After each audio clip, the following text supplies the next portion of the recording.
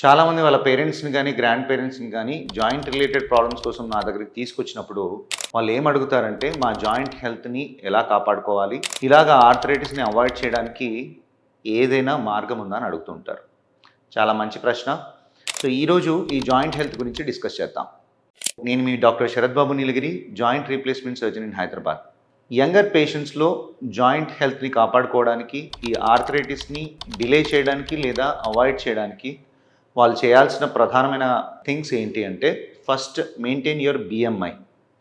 ఈ బిఎంఐ అనేది మనకు 20 to 25 మధ్యలో ఉన్నప్పుడు, అంటే బాడీ మాస్ ఇండెక్స్ అనేది మనకి ప్రాపర్గా ఉంటే, ఒబేసిటీ అనేది లేకుండా ఉన్నప్పుడు జాయింట్స్ పైన స్ట్రెస్ అనేది చాలా తక్కువగా ఉంటుంది. సో ఈ బిఎంఐని మెయింటైన్ చేయడం అనేది చాలా చాలా ఇంపార్టెంట్.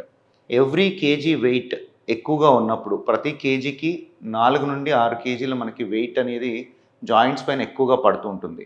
సో దీనివల్ల జాయింట్ డ్యామేజ్ అనేది తొందరగా అవుతూ ఉంటుంది అనమాట. So next thing to follow ఏంటి, మనకి exercises. Proper exercises supporting joint చుట్టూ ఉండే మజిల్స్, లిగమెంట్స్ ఇవన్నీ మంచిగా స్ట్రెంగ్తెన్ చేసుకోవాలి. ఈ స్ట్రెంగ్తెన్ చేసుకోవాలనే క్రమంలో కొంతమంది ఏంటంటే ఎక్కువగా వెయిట్స్ లిఫ్ట్ చేయడము, ఓవర్లోడ్ చేయడము, జాయింట్ని చాలా స్ట్రెస్కి గురి చేయడము, జిమ్లలో వీటిల్లో వెళ్ళి మనకేంటి ఎక్కువ లోడ్స్ లిఫ్ట్ చేస్తే ఇంకా స్ట్రెంగ్తన్ అవుతుందనే కాన్సెప్ట్తో ఉంటారు. ఇలా చేయడం వల్ల ఈ రిపిటేటివ్ ఓవర్లోడ్ వల్ల జాయింట్ డ్యామేజ్ అవ్వడానికి అవకాశం ఎక్కువగా ఉంటుంది. Simple exercises to maintain your strength, muscle strength maintain చేయడానికి అన్ని జాయింట్స్ చుట్టూ ఉండే లిగమెంట్స్ని ఎలా స్ట్రెంగ్తన్ చేసుకోవాలి అనేది important. So next thing posture.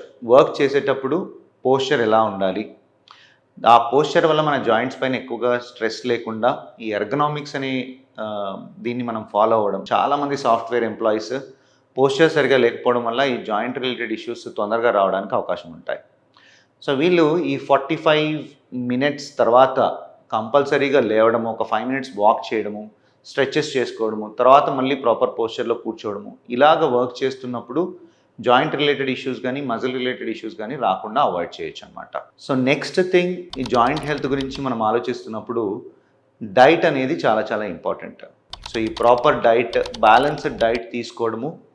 Next sleep, minimum 6 to 8 hours of sleep ఎప్పుడైతే తీసుకుంటారో వాళ్ళకి ఈ రీజనరేటివ్ పవర్ ఇదంతా మనకి మజిల్స్ కానీ ఏదైనా మనం ఎక్సర్సైజ్ చేస్తున్నప్పుడు అది మంచిగా రీజనరేట్ అవ్వడానికి, మనం యాక్టివ్గా ఉండడానికి అది హెల్ప్ అవుతుంది.